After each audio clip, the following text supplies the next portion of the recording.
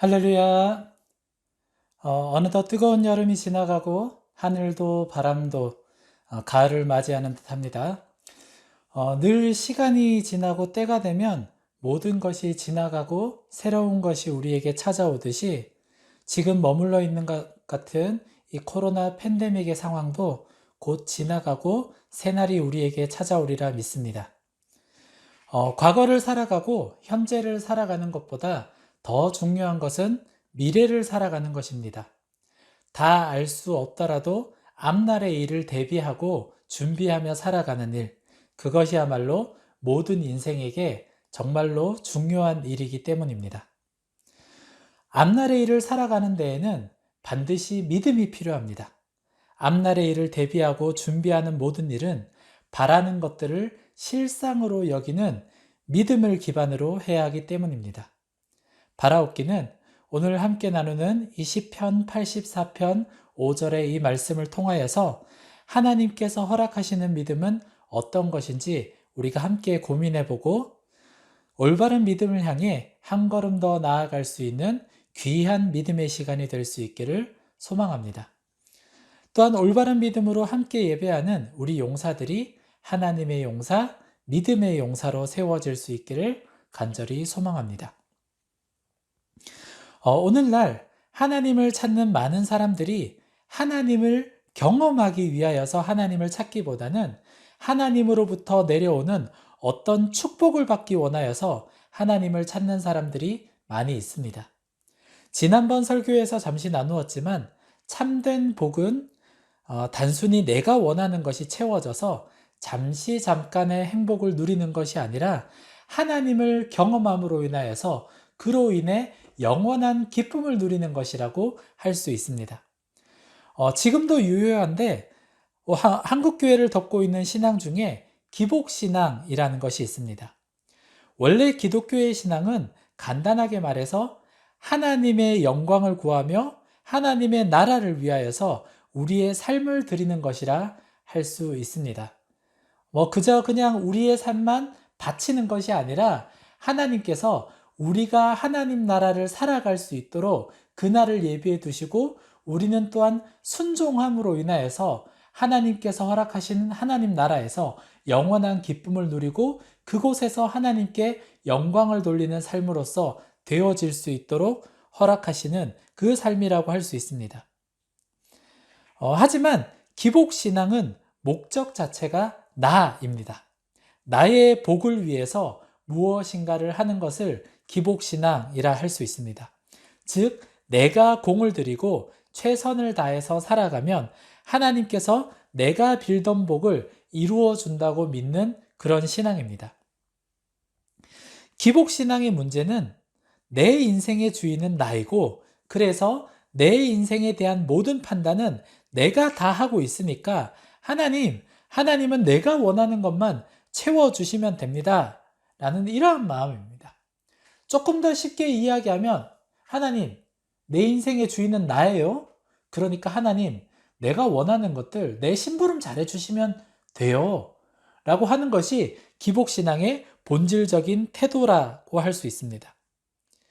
적지 않은 사람들이 가지고 있는 신앙의 모습은 하나님은 무엇인가 우리에게 만들어서 선물로 주시는 분이라고 생각합니다. 물론 처음에는 온 천하 만물을 지으셔서 처음 사람에게 선물로 주셨지만 아담과 하와가 죄를 지은 다음에는 어떤 결과물을 하나님께서 선물로 주시는 것이 아니라 가장 완전한 결과, 즉 하나님 나라를 향해 나아갈 수 있는 그 방법을 알려주시고 우리를 그 길로 나아갈 수 있도록 은혜 내려주시는 것이 하나님의 일하심입니다. 그래서 하나님을 경험한 자의 기도는 이렇게 되어야 합니다. 하나님, 이런저런 것을 주세요. 하나님, 이런저런 것을 이루어 주세요. 라는 것이 아니라 기도가 변해야지 진정한 변화가 왔다라고 할 수 있는데 하나님을 경험한 자의 진정한 기도는 하나님, 내 인생의 주인은 하나님이십니다. 하나님께서 그 누구보다 나의 필요를 잘 알고 계시는 분이시오니 주의 신실하신 그 뜻대로 내 삶을 이끌어가 주시고 나에게 필요한 것들을 공급해 주시옵소서 라고 기도해야 합니다. 거듭남을 통해 경험하게 되는 존재의 변화는 하나님의 손만을 구하던 존재에서 하나님께서 주시는 선물만을 구하던 존재에서 인격적으로 하나님을 경험함으로 인해 진정한 하나님의 가치를 깨닫고 그분 자체를 사모하며 하나님 그 자체를 사모하는 존재가 되는 이 변화가 생기는 것입니다. 시편 84편은 다윗이 압살롬을 피해 강제 유배 생활 중에 있을 때 다윗과 함께 있었던 사람이 쓴 시로 알려져 있습니다. 함께 예배하는 여러분, 만일 우리가 이런 상황이라면 어떤 기도 제목이 떠오를까요? 사실 당장에 급한 것은 이 유배 생활, 또 압살롬의 위협으로부터 피하는 상황들, 이런 것들이 우리에게 급한 상황이 아닙니까? 그래서 하나님, 건져 주시옵소서. 저 압살롬 다리 몽둥이를 부러뜨려 주셔서 정신 똑바로 차리게 해주시고 우리가 다시 그곳으로 돌아갈 수 있도록 은혜 내려 주시옵소서. 이 어려움에서 벗어나게 해 주시옵소서 라는 것이 급한 기도의 제목 아닐까요? 그런데 오늘 시편 기자는 오늘 본문이 기록된 시편 84편에서 먼저 주의 장막이 사랑스럽다고 여호와의 장막을 사모한다고 이야기합니다. 단순히 오늘날 나에게 주어진 문제를 잠시 해결해 줄 물질과 명예, 어떤 상황의 변화 같은 것을 사모하며 그것을 구하는 것이 아니라 주의 집에 거하는 것을 사모하고 이런 순간에도 하나님과 함께 하기를 간절히 구하며 주의 집에 거하는 것이 세상의 것과 비교할 수 없는 복을 누릴 수 있다고 이야기하고 있는 것입니다. 하나님을 진정으로 경험한 자들의 특징이 바로 이것입니다. 하나님을 더 알기 원한다는 것입니다. 그들이 기도의 자리를 사모하게 되고 말씀의 자리를 사모하게 되고 헌신의 자리를 사모하게 되는 것은 단순히 어떤 신자의 의무감이나 책임감 때문이 아닙니다. 이런 자리를 통하여서 하나님을 더 깊이 경험하고자 하는 간절한 바람이 그 마음 깊은 곳에서부터 그들의 삶을 움직이기 때문입니다. 하나님, 말씀의 자리에서 하나님을 알게 하여 주시옵소서. 기도의 자리에서 하나님의 마음을 알게 하여 주시옵소서. 헌신의 자리에서 하나님의 사랑과 하나님의 수고와 하나님의 일하심을 경험하게 해 주시옵소서 라는 것이 이 신자의 올바른 태도라고 할 수 있습니다. 오늘 우리가 함께 읽은 시편 84편의 중반부 이 5절부터는 좀 더 실제적인 고백으로 하나님의 일하심을 찬양하고 있습니다. 5절 말씀 우리 같이 한번 읽어보겠습니다. 84편 5절입니다. 시작. 주께 힘을 얻고 그 마음에 시온의 대로가 있는 자는 복이 있나이다. 아멘. 여기 보면 시온의 대로라고 사용되어진 단어가 있는데 이 단어는 본래 만들어진 길이라는 뜻을 가지고 있습니다. 즉 조금 달리 말해서 심사숙고하여 만든 길이라는 것입니다. 우리가 신앙생활을 통해 누리게 된 복은 많이 있습니다. 여기 함께 예배하는 여러분들도 신앙생활을 하면서 많은 복을 누렸을 것이라고 생각됩니다. 혹시 여러분들 신앙생활을 하면서 누린 복이 있습니까? 무엇이라고 이야기할 수 있는 복이 있습니까?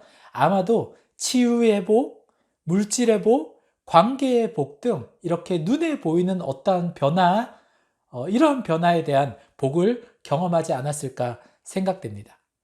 물론 이것이 틀린 것은 아닙니다. 하지만 하나님을 믿으면 예수를 그리스도로 주로 믿으면 좀 더 본질적이고 완전한 복을 누릴 수 있습니다.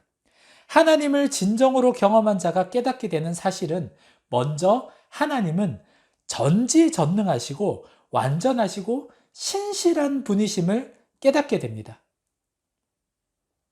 성경 가운데 모든 성경을 통하여서 쓰여진 내용이 바로 그 내용입니다. 어떤 어려운 상황 속에서도 전능하신 하나님께서 일하시고 가장 완전한 방법으로 이끌어 가시는 그 기록들이 성경에 기록되어 있기에 우리가 하나님을 알아가면 알아갈수록 그 하나님에 대해서 깊이 알아가게 되는 것입니다. 그런데 그와 거의 동시에 깨닫게 되는 일이 있습니다.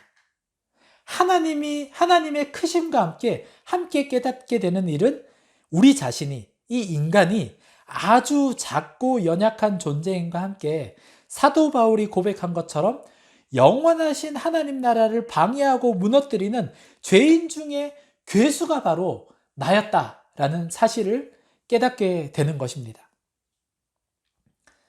사랑하는 여러분, 대부분의 종교들은 사람들의 필요로 인해서 만들어졌습니다. 저기 바다에 나가면 바다의 신을 섬기죠. 바다의 신을 왜 만들었을까요? 그들이 바다로부터 무엇인가를 얻어야 되고 또한 바다로부터 보호를 지킴을 받아야 되기 때문입니다. 그들의 필요로 인하여서 바다라는 곳에 신을 만들어 놓고 조금 더 공을 들이면 그 바다가 자기들을 지켜줄 것이라는 믿음이 생기기 때문입니다. 저기 이집트에 가면 태양신을 섬기는데 그것도 마찬가지입니다. 사람들이 종교라고 만들어 놓은 것은 대부분 자기 자신의 필요에 따라서 무엇인가 신을 만들어 놓고 그 신에게 자기 자신이 바라는 것을 빌고 원하는 그 행동 자체를 담고 있는 것이 종교입니다. 하지만 하나님을 믿는 기독교는 단지 종교가 아니라 그 이상입니다.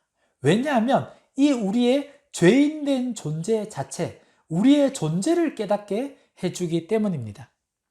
자신이 죄인임을 깨닫게 되는 일이 복이 되는 이유가 바로 여기 있습니다. 이것은 단순히 우리를 절망에 빠뜨리는 것이 아니라 그동안 잃어버렸던 우리 삶의 질서를 다시 회복하는 일이라고 할 수 있습니다.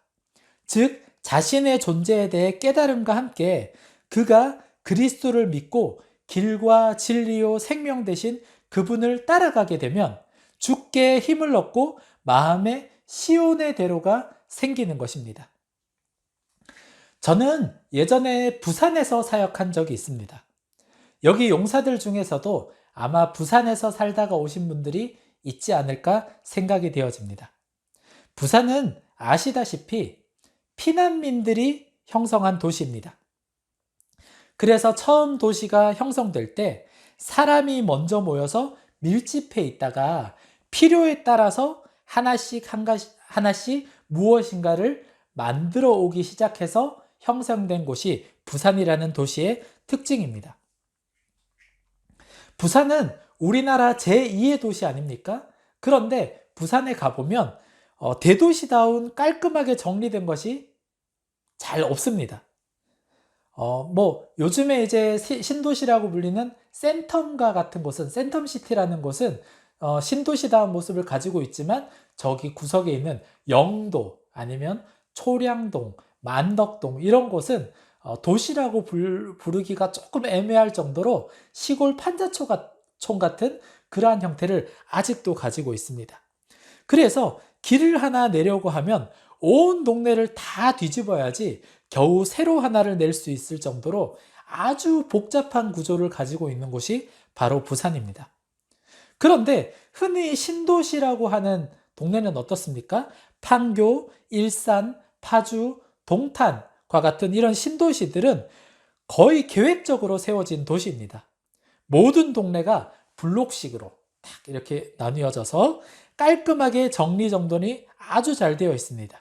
도로가 일자로 깔끔하게 되어 있고 아파트 부지, 상업 부지 등 각각의 위치에 따라 무엇이 생겨야 할지, 무엇이 그곳에 있어야 할지가 다 계획되어 있고 정리되어 있는 곳이 신도시들의 특징입니다. 마음의 시온의 대로가 있는 사람은 어떤 의미로 바로 이런 사람들입니다. 내가 누구인지 어떤 존재인지를 깨닫고 내가 무엇을 행해야 하는지 매번에 주어지는 상황 속에서 어떤 것을 선택해야 하는지를 깨닫는 사람, 이런 사람이 바로 마음의 시온의 대로가 있는 사람입니다. 또한 하루가 다르게 변화되는 세상 속에서 내가 어디로 가야 할지를 분명하게 알고 정확하게 나아갈 수 있는 사람이 바로 시온의 대로가 있는 사람입니다. 대부분의 사람들은 삶 속에서 날마다 시험에 빠지고 어려움에 빠지며 살아갑니다. 그리고 그로 인하여서 불평과 불만이 사라지지 않습니다. 이 상황을 원망하고 환경을 원망하는 것이 이런 사람들의 모습입니다. 그런데 이 이유가 무엇일까요?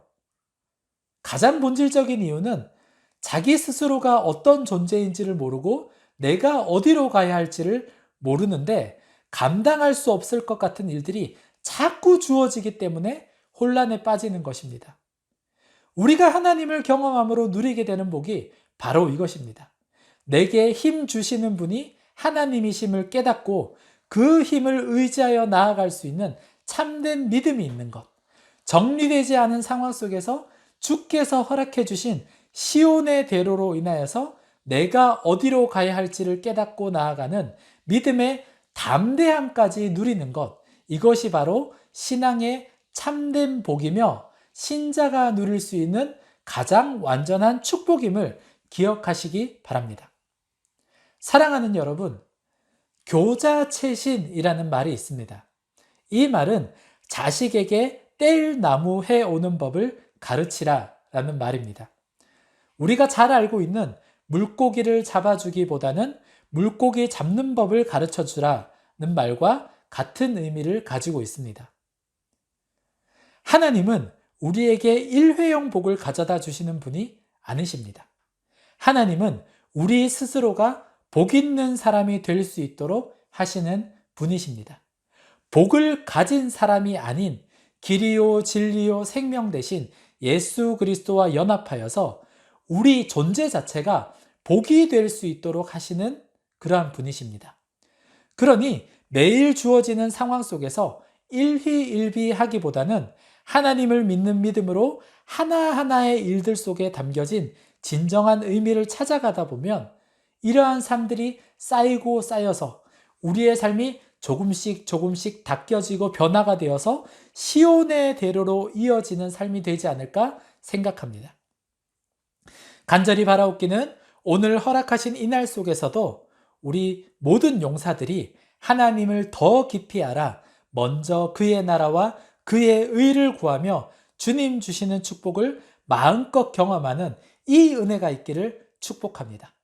또한 늘 복에 굶주려 허덕이는 인생이 되기보다 하나님의 사랑과 하나님의 말씀을 우리의 삶에 담아 예수 그리스도와 동행하며 복 그 자체의 인생으로 살아가는 믿음의 용사님들 될 수 있기를 주님의 이름으로 축복합니다.